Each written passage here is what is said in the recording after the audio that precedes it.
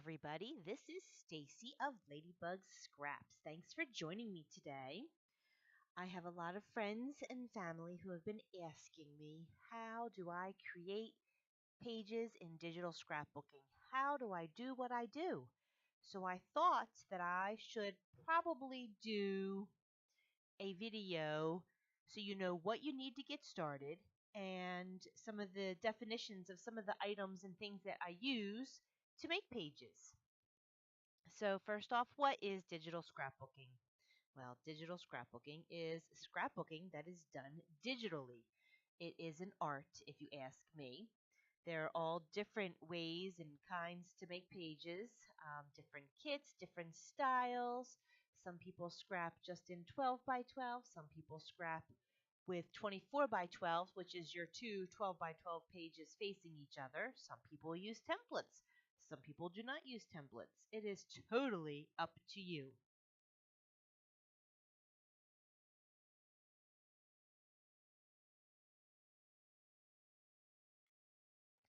Digital scrapbooking is an inspired way to help us keep our memories. It's storytelling too, sometimes, not just photos. Sometimes you might have a layout that has one photo, but there is a huge story that goes along with that. And that's important too, remembering our stories so that they're passed down for future generations to relive what we have lived. I'm not very good at the journaling part. I'm trying to get better at it. But every page, in my opinion, should at least include where you are. The date is the most important, probably. And since they're in my family scrapbooks, I don't always include the names of everybody in the photos, but a lot of times I do. Digital scrapbooking also has a very welcoming online community that allows us to share our pages, find freebies and other things to get started, and to learn different tips and tricks. And some people like to copy other people's layouts. There's nothing wrong with seeing a layout that you love and being inspired by it, and to create one that of with your photos and your kit. Alrighty, so let's get started. Here we go.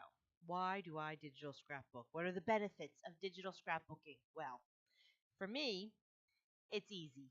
It's the beginning might have been a little time consuming, the learning curve, learning Photoshop, but what I like best is that as I'm scrapbooking, I can literally go up to file, hit save, and if my kids need me, I walk away, I go do what I need to do. And then, whether it's an hour later, a day later, or a week later, I can go back and open up my file and it's right there just as I left it. There is nothing for me to clean up. No glitter, no glue, no paint, no tape. My supplies are endless. They are reusable. I can make one page with a kit, or I can make a million pages with that kit, which to me is extremely economical. I get to, when you're paper scrapbooking, if you run out of pink cardstock, you need to go buy more pink cardstock. I only need one piece of pink cardstock, and I can use it as many times as I want in one layout or as many times as I want in multiple layouts. I can customize what I'm using. So if I open up a kit, and this is the kit I'm using, but I need one of these pieces to maybe be more pink. That's my color for today, even though my favorite color is purple. I can easily change a color of a paper in Photoshop to match what I'm working with if I happen to need to do that. Most of the time, personally, I will just pick a kit that has the colors that I already need. Another really great benefit of digital scrapbooking is the fact that I can make multiple copies of each page. And why in the world would you need to do that? I'm only one person. There's only one family living here. We share our scrapbooks. Yeah, that's great. But here's my example of why I did this. I'm going to open up a page to show you. In 2017, my daughter wanted for her senior trip to go to Disney. So we went to Disney. We allowed her to bring two friends. So we went to Disney. Her friends came with us, and I decided that I thought that they needed a memento from our vacation together, of their memories together of the girls. So I made a scrapbook. I made a bunch of digital pages, And here they are. And I took all these pages and I dropped them into Shutterfly and I ordered 3 8x8 books. So each girl got her own book of all these photos and things that we did in Disney for that week. Another reason, which is a phenomenal reason that I absolutely love digital scrapbooking, is my ability to edit and resize photos right as I'm scrapbooking. When I paper scrapped, I was stuck with everything being a 4x6 photo, and then I resized it if I needed it by cropping out the background. The main elements of the photo still stayed the same size, I just would lose the background. Well, if I'm going to work with this photo and decide that I don't want it this big, I want a very tiny photo, I just resize it. And then I can drop more pictures onto this page if I want. If I decide I want this picture to be the majority of my page, I just resize it as so. And then I can make my page right from that photo. The other thing about editing photos is I can get rid of the red eye. I can fix the lighting if I need to. Black and white, which is something else that's really easy to do in Photoshop. I can literally come up here and I hit black and white.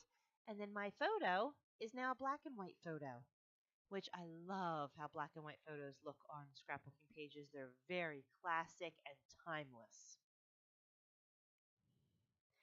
Another enormous benefit is instant shopping. I literally, if I'm working on a book or a project or a page, and I find I don't have the kit I want to use or a kit that works with what I'm going with in my head, I literally can open up my browser and I can pick one of my scrapbooking stores that I shop at and I can buy a new kit. I can download it instantly and I can use it immediately. Another fantastic benefit is that the pages are flat. I can add 100 layers and drop pages and elements and things on top. And when I add my drop shadows, they look real. The page actually has a three-dimensional look to it. But when I order my 12 by 12 page, it is flat. And that means I can fit more in an album. And I don't do just Shutterfly books. I also print page by page because I don't scrap chronologically anymore. I scrap what I feel like scrapping. And so I order my pages and I put them into albums, into page protectors so the kids and anybody can look at them and I don't have to worry about them getting ruined. And then even if it did get ruined, it's not a big deal. I order a new page. They're saved in my account, or I upload a new one and I order a new page. No big deal. The other fantastic thing about digital scrapbooking is that I can fix my mistakes. So I have this picture here and I dropped this one on here and it's super blurry, number one. And then I have this one on here and I kind of like that one. I don't even like that photo anymore. I don't want that on there. I don't want that other photo. I come up here to my history and I can click where I want to go back to, trash all those other steps, and then back to my black and white photo. It's like those other steps weren't even there. I never dropped them on there. It's back to whatever. So if you accidentally resize a photo the wrong way, or and I'm a very particular, like I cannot stand when people do this to their photos. Ugh. Ugh. No, no, no, no, no. Or this. Oh, no, no, no, no, no, no, no, no, no. No, no, no. That does not look good. Even if you do it a little bit, it still does not look good. Photos should always be kept proportionate and only dragged from the corners. And depending on your settings, you might need to hold the shift key down while you do this so that your picture stays proportionate. Anyway, I don't need to change my photo right now. Okay, what do you need to get started digital scrapbooking? Well, first thing is you need the software. Okay, I happen to use Photoshop Creative Cloud, which is the full version of Photoshop. I did not always use the full version of Photoshop. I used Photoshop Elements for many years. I only had two versions, and once you buy it and download it, it's on your computer and you can use it for as long as you want. Photoshop also has, for Elements and the full version, a free 30-day trial. So if you go online, you can type in Adobe Photoshop Elements free trial, and you can download a free trial for 30 days to try it out. There are some other programs out there for scrapbooking. I do not know much about them. I have heard of people using GIMP. I have heard people use Paint Shop Pro. I have heard of people who use Forever Artisan, My Memory Suite, and Craft Artist. I really cannot tell you anything about those programs because I don't use them. There's also, this is something I do use though, called Project Life, and it's an app for your phone or your iPad. And I have scrapbooked like this. And if you know anything about Project Life, it is pocket style scrapbooking. And you pick a template, you drop in your photos and your cards that are already on your device, and you make a scrapbook page. So this was a vacation that we took to SeaWorld. And the reason this is scrapbooked on the app is because this year I had had surgery done and was in the hospital right afterwards. And I decided to do this whole book while I was laying in a hospital bed recovering from thyroid surgery. So it was easy for me to do. I didn't need to do any major editing on my photos. You can do a little bit of editing on them in the app, not a lot. But you can resize as needed, just like you can in Photoshop. You pick a template, you pick a card, you can drop in font, you can type right on with the fonts that are already in the program. It's super easy.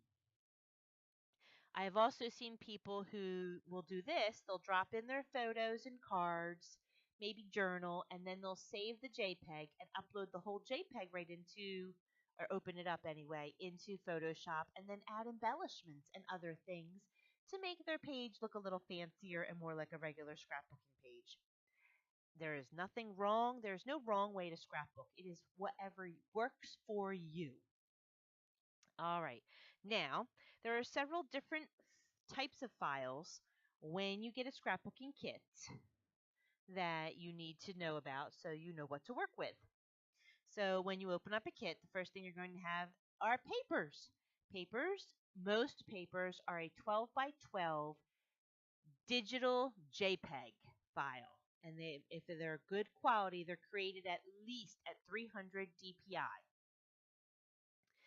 So some pages are a PNG format, and those are going to be the ones that might have like a tear style, or I've seen notebook pages that have like when you rip it out of a notebook and it's got that fringe down the side. Those ones will be a PNG file because they need the transparency background to it for the paper to look like a real paper. Also, good quality kits, your papers are going to look like they would in real life. If you were to fold a piece of paper, it will have texture. Um, Sometimes when you buy a kit, you're looking at a paper and there's no texture to it when you zoom in close.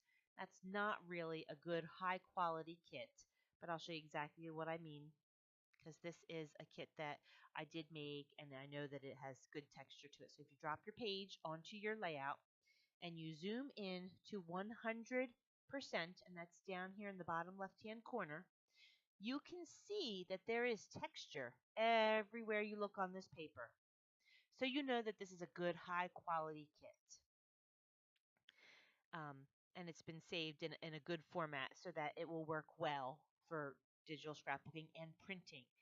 Some files might be smaller than the 300 DPI, and yes, they might still print okay, but sometimes they might not. All right, let's see what else. In a kit, you'll have elements. Some people call them Ellies. These are your little pieces of chipboard and cork and buttons and bows and flowers and frames and all kinds of different stuff. There should be strings and oh, there's leaves or greenery. Some people just call it foliage, stickers, ribbons. All these things are called elements. There are different things that you use to make the scrapbooking page. Paint splatters, there's a scalloped border, some staples. Those are your elements. And these are in a PNG format, still created at 300 DPI if it's a good quality kit. And that PNG allows it to have the transparent background. Therefore, your items will look real when you place them on your page. Some kits also have an alpha, and an alpha is basically an alphabet that looks like stickers or chipboard. Um, Sometimes like little like plastic pieces, depending on the different style the designer has added to it. So this alpha looks like stickers. Um, Alphas come in two different formats, and not every designer includes both. But in this kit, there is the actual letter itself, and each piece is its own little element. And there's also a 12 by 12 file with a clear background. It's still a PNG, and some people prefer to use the 12 by 12 when they do their alphas and their titles. I prefer to just drop the real letter on, but everybody's different. Some kits have doodles and little hand-drawn elements.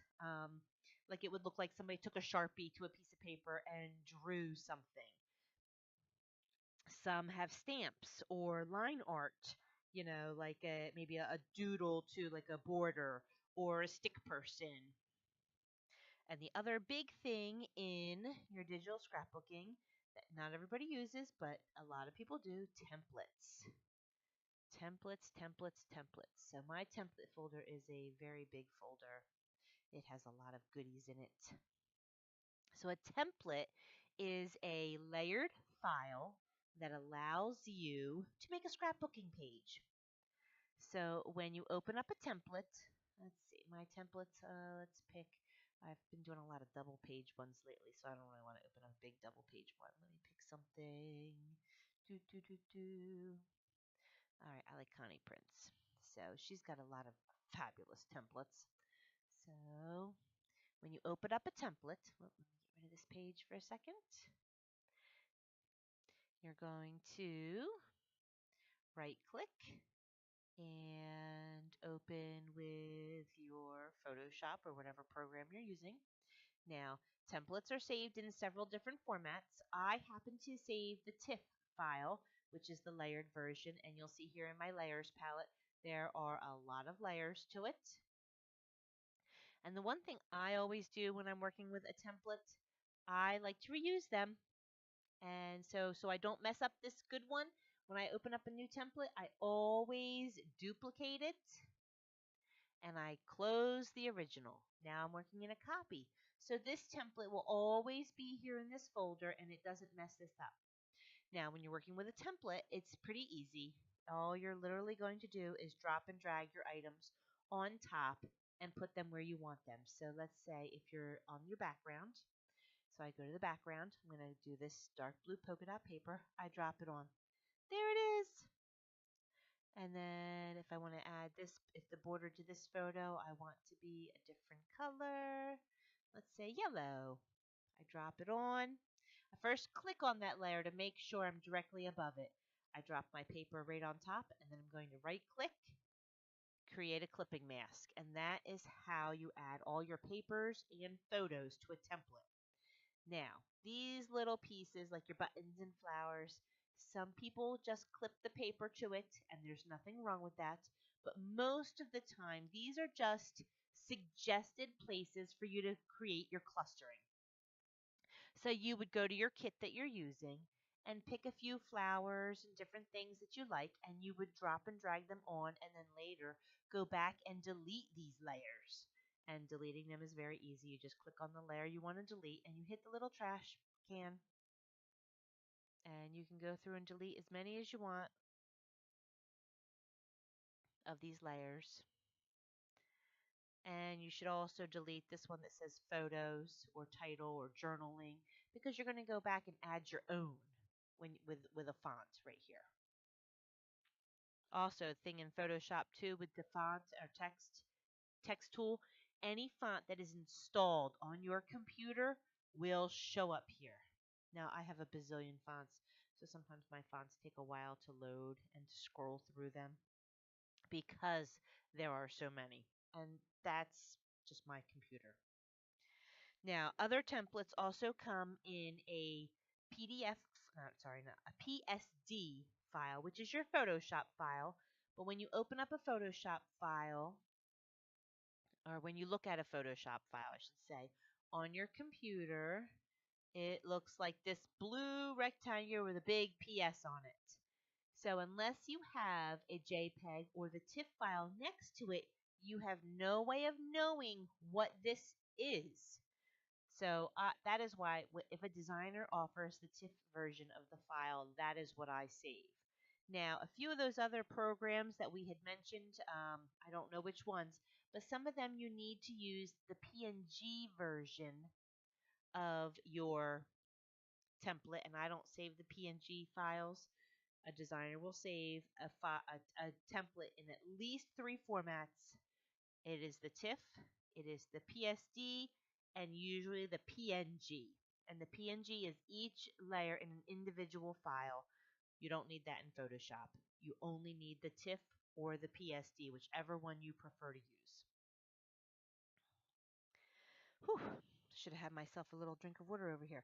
One of the other items in a lot of scrapbooking kits are journaling cards. Now, this kit does have some, so I will show you what they are. All right, here we go. Journaling cards. They are inspired by the pocket style scrapbooking, and basically it's exactly what they're for. They're for you to journal on. So you drop it right onto your page, and then you open up a new layer over top, and whoops, I went too far. Where did they go? There they are. So let's say, here we go. This is real life. I'm going to drop that right on there. And I'll just move it to where I want it. And then if I wanted to add font over top, I would.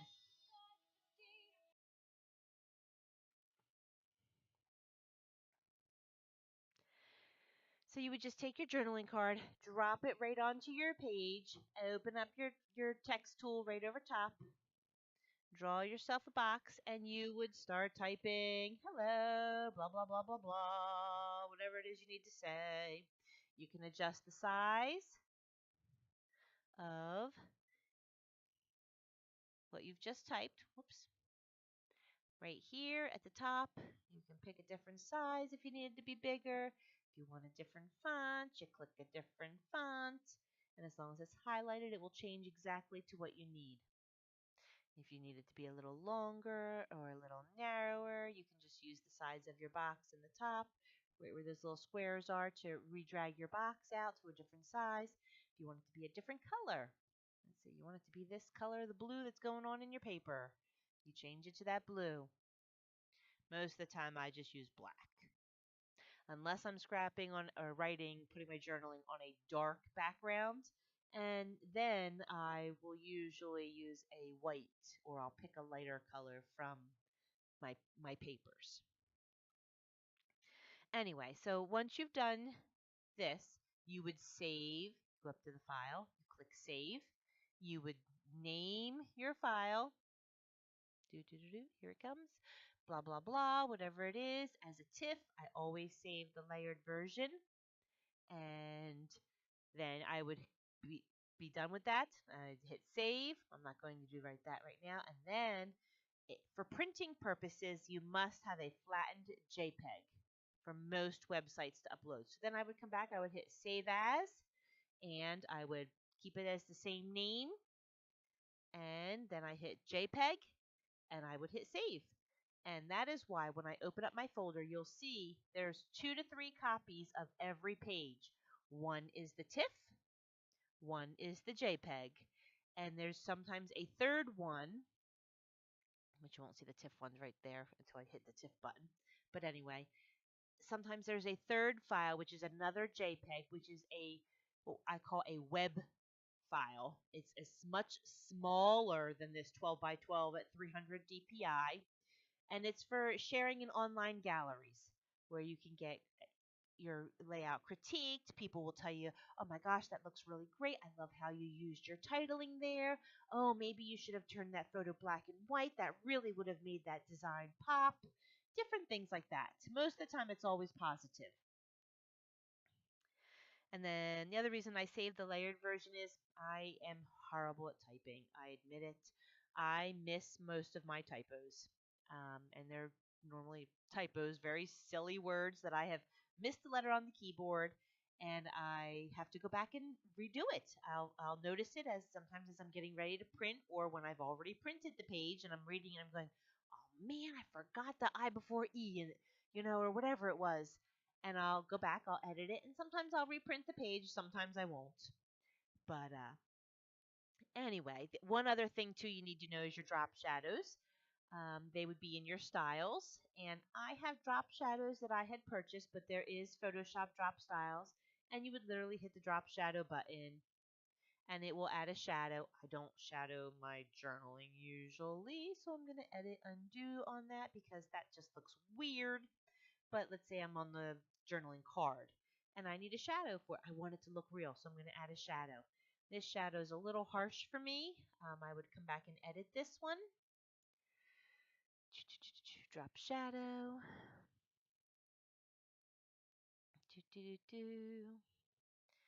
But anyway, so yeah, I would edit that one if I was using this version right here. But I could, if you can find them online. I have a designer that I bought them years ago. She's now retired. Anyway, she had a package of drop shadows, and I usually just use her drop shadows because they're exactly perfect for what I need. So it adds that nice little shadow. When I print my page, it looks realistic. And trying to think what else. Well, I guess that's about all I really wanted to say about for an introduction to digital scrapbooking. I hope you learned something if you're new to digital scrapbooking. If you've been scrapbooking forever and you have a great tip you want to share with some of the newbies out there, please feel free to leave a comment below. If you're brand new to digital scrapbooking and there is something you really, really want to learn how to do, leave me a question in the comments. And maybe it's something I know how to do. Most of the time, it probably will be. And then I can do a quick video to show you how to do that or whatever it is you're trying to learn. And I guess that's about all for now. So I want to say thanks so much for joining me and for watching me explain or give you a quick introduction to digital scrapbooking. I hope you enjoyed it. I enjoy sharing my love of scrapbooking. I happened to go to a crop last week at a local church, and it's the second time I've been there, and I have a ton of fun. But there was one other digital designer or digital scrapbooker the first time I went, and this time I was the only one.